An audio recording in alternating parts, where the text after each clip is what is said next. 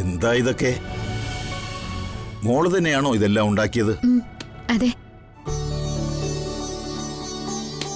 വാര്യരുടെ പ്രഭാതക്കഞ്ഞി ഇന്ന് കഴിക്കേണ്ടി വന്നില്ല. ഞാൻ എന്നും പറയുന്നതാ വല്ല ദോശയോ ഇഡ്ഡലിയോ ഉണ്ടാക്കാൻ. അയാളുള്ളതുകൊണ്ട് 3 നേരം ഭക്ഷണം കഴിക്കുന്നു. അതിന് മുത്തശ്ശൻ ഒരു അടുക്കളപ്പണിക്കാരിയെ വയ്ക്കാഞ്ഞിട്ടല്ലേ? ആ, അവർക്കൊന്നും വൃത്തി പോരെന്നല്ലേ പറയുന്നേ? ഈ മനയിൽ നിന്ന് അന്തർജനങ്ങൾ പോയ ശേഷം പുറത്തു നിന്നൊരാളെ അടുക്കളപ്പണിക്ക് വയ്ക്കണ്ടെന്ന് ഞാൻ കരുതിയതാ. അയ്യോ, ഞാൻ അടുക്കളയിൽ കയറിയത് തെറ്റായോ? നല്ല കഥ. മോളെ ഈ കുടുംബത്തിലെ ഒരു അംഗമായി ഞാൻ എന്നേ കണ്ടു കഴിഞ്ഞു.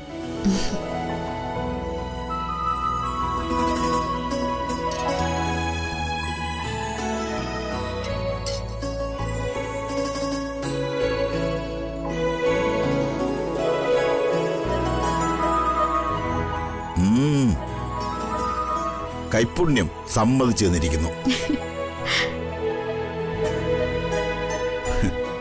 പാകത്തിന് ഇഞ്ചിയും പച്ചമുളകും കറിവേപ്പിലയും ചേർന്നപ്പോ ഇഡ്ഡലി ബഹുകേമമായി. സാമ്പാറും ചട്നിയും മോശമാണ് മുത്തശ്ശ. സുഭദ്ര പോയ ശേഷം ഇതുപോലൊരു ചട്നി ഞാൻ കഴിച്ചിട്ടില്ല. അവൾ പോയതോടെ ഭക്ഷണത്തോടുള്ള എന്റെ താല്പര്യവും പോയതല്ലേ? എന്റെ അപ്പച്ചിയുടെ കാര്യമാ മുത്തശ്ശൻ പറയുന്നത്. എനിക്ക് വേണ്ടി അഖണ്ഡജ്യോതി എടുത്തതാ എന്റെ അപ്പച്ചി.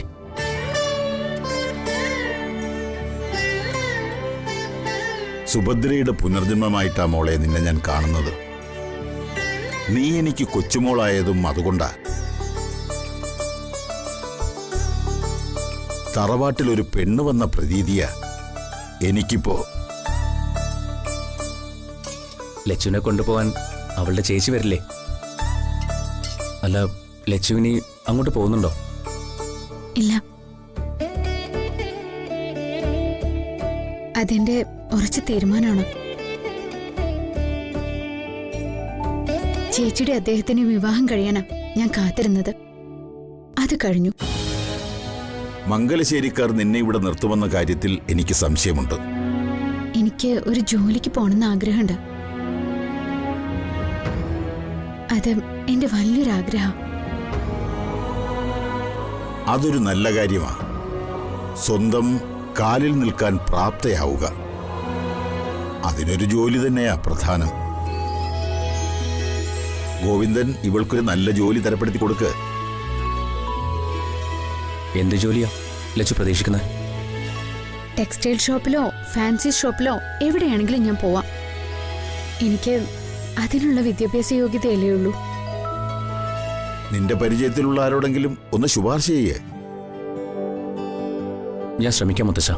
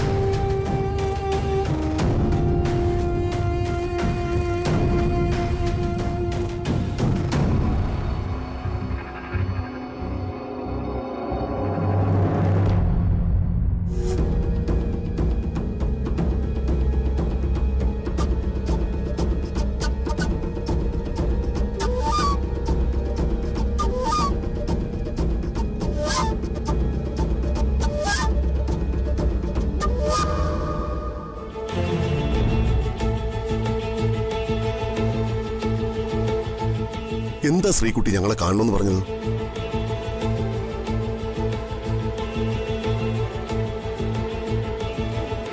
അമ്മൂന്റെ ഭർത്താവ് കിച്ചനാണെന്നാണല്ലോ ഇവിടെ എല്ലാരും വിശ്വസിച്ചിരിക്കുന്നത്.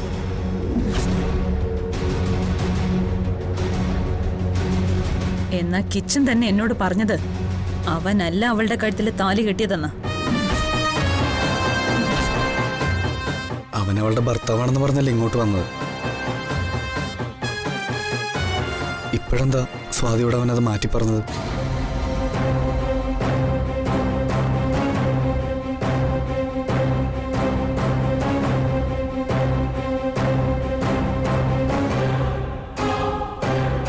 രാജുവിനത് മനസ്സിലായില്ലേ? കിച്ചൻ അവളുടെ ഭർത്താവ് അല്ലാത്തതുകൊണ്ട്.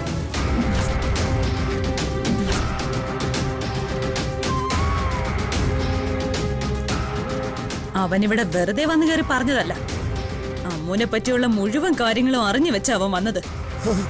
കൊള്ളാമല്ലോ, നമ്മളെല്ലാം അങ്ങനെ വിശ്വസിച്ചു പോയില്ലേ? നമ്മളെല്ലാരും ഇല്ല, ഈ വീട്ടിൽ ഒരാൾക്കെല്ലാം അറിയായിരുന്നു. ദൈവമേ,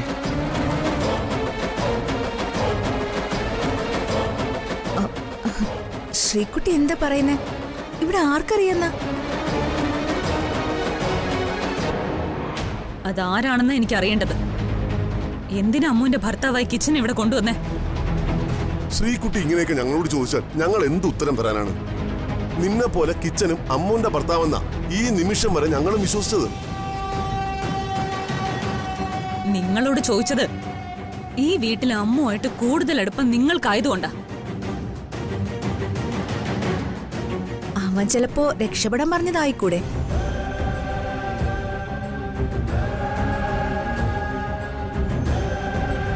കിച്ചൻ പറഞ്ഞത് രക്ഷപ്പെടാൻ വേണ്ടിയാണെന്ന് കരുതാൻ പറ്റില്ല. അമ്മുവിന്റെ കാര്യത്തില് കിച്ചൻ പറഞ്ഞതെല്ലാം 100% സത്യങ്ങളാ.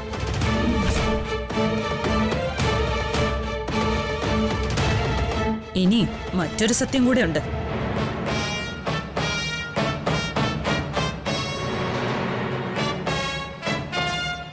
കിച്ചൻ ഇവിടെ വരുമ്പോ അവനെ അവളുടെ കഴുത്തിൽ താലി കെട്ടിയതെന്ന് അമ്മ സമ്മതിച്ചത്.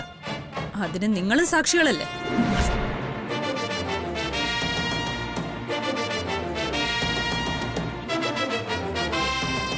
അത് പിന്നെ അമ്മനോട് ചോദിച്ച പോരെ?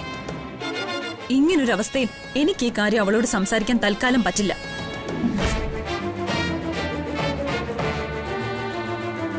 മാത്രമല്ല, ഞാൻ അവളെ സംശയിക്കുന്നു എന്ന് തോന്നിയ പിന്നെ അവൾ ഇങ്ങോട്ട് തിരിച്ചു വരാൻ തയ്യാറായില്ലെന്നും വരും.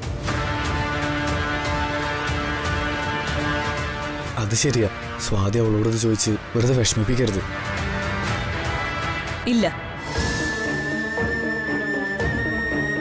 അവൾക്ക് വേണ്ടി നിങ്ങൾ സത്യം പറഞ്ഞാ മതി. നിങ്ങൾ ആർക്കാ കിച്ചനെ നേരത്തെ അറിയായിരുന്നേ?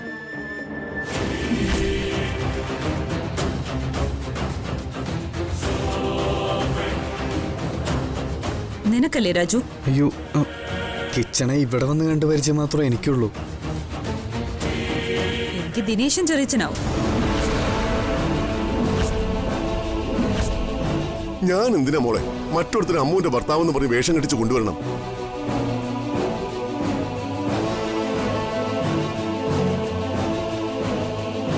അതുകൊണ്ട് എനിക്ക് എന്ത് നേട്ടമാ ഉള്ളത്?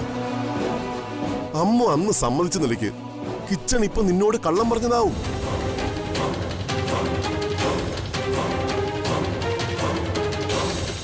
എനിക്ക് അങ്ങനെ തോന്നുന്നത്. ഒരിക്കലുമല്ല. ഞാനൊരു മണ്ടിയാണെന്ന് നിങ്ങൾ ആരും കരുതണ്ട. വ്യക്തമായ പ്ലാനിങ്ങോട് കൂടിയാ കിച്ചൻ ഈ വീട്ടിലേക്ക് വന്നത്. വന്നതല്ല, വരുത്തിയതാ.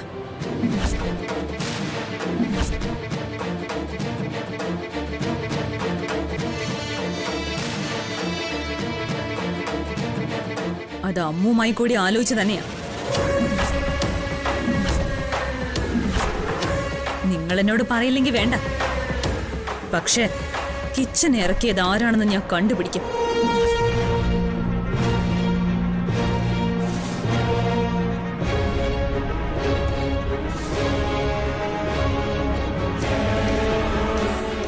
അമ്മുവിന്റെ ഭർത്താവ് ആരാണെന്ന സത്യം മൂടി വെക്കാൻ നടത്തിയ ഡ്രാമയായിരുന്നു അന്ന് നടന്നത്. കിച്ചനെ വെച്ചത് നീട്ടിക്കൊണ്ടുപോയി. ഇപ്പൊ കിച്ചനല്ല അവളുടെ ഭർത്താവെന്ന സത്യം പുറത്തു വന്നു.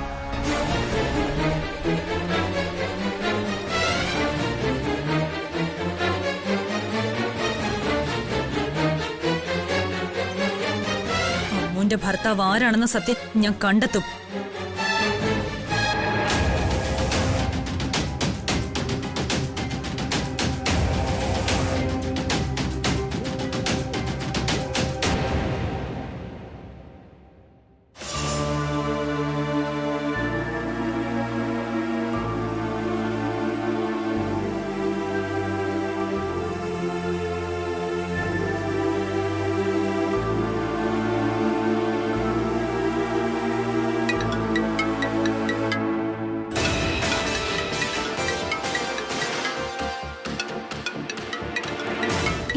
എന്തേ എന്നെ വിളിക്കുന്നേ?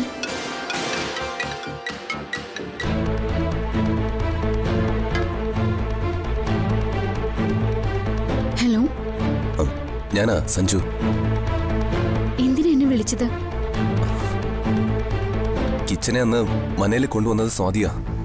അതും നിനക്ക് ഓർമ്മ തിരിച്ചു കിട്ടാൻ വേണ്ടി മാത്രമായിരുന്നില്ല. നിന്റെ കഴുത്തിൽ താലി കെട്ടിയത് അവനാണെന്ന് ഉറപ്പുവരുത്താൻ കൂടിയായിരുന്നു. ഈശ്വര, ചേച്ചി ഇപ്പോഴും അതിന്റെ പിന്നാലെയാണോ?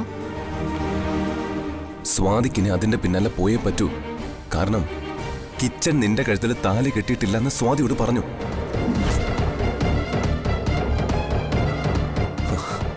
അതിനേക്കാൾ വലിയ അപകടം കൂടി നിന്നെ കാത്തിരിക്കുന്നുണ്ട്. ആദ്യമായി കിച്ചൻ മംഗലശ്ശേരിയിൽ വന്നപ്പോ നിന്റെ ഭർത്താവ് കിച്ചനാണെന്ന് നീ എല്ലാവരുടെ മുമ്പിൽ സമ്മതിച്ച് തോർക്കുന്നില്ലേ? കിച്ചൻ മനയിൽ വെച്ച് സ്വാതിയോട് പറഞ്ഞത് മംഗലശ്ശേരിയിലുള്ള ഒരാളാണ് കിച്ചനെ രംഗത്തിറക്കിയതെന്നാ. അതാരാണെന്ന് മാത്രം അവള് പറഞ്ഞില്ല. നിന്റെ ഭർത്താവ് ആരാണെന്ന സത്യം മൂടി വെക്കേണ്ടത് മംഗലശ്ശേരിയിൽ തന്നെ ഉള്ള ഒരാളുടെ ആവശ്യമായി മാറിയിരിക്കുക.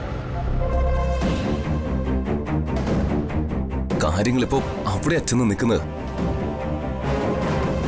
ദിനേശൻ അങ്കിളിനെയും കാവേരിയപ്പച്ചയെ രാജുവിനെയും സ്വാതി നിലത്ത് നിർത്താതെ ചോദ്യം ചെയ്യാ. ഞാൻ എന്ത് ചെയ്യാനാ? ഇതൊക്കെ കൊണ്ട് ഞാനിനി അങ്ങോട്ട് വരുന്നില്ല എന്ന് പറഞ്ഞത്. വരാതിരുന്നിട്ട് കാര്യമില്ല. ഏത് നിമിഷവും ചോദ്യങ്ങളുമായി സ്വാതി നിന്റെ അടുത്തെത്തും. ഞാനിതിപ്പോ വിളിച്ചു പറഞ്ഞത് ഒന്ന് കരുതിയിരിക്കണമെന്ന് പറയാനാ.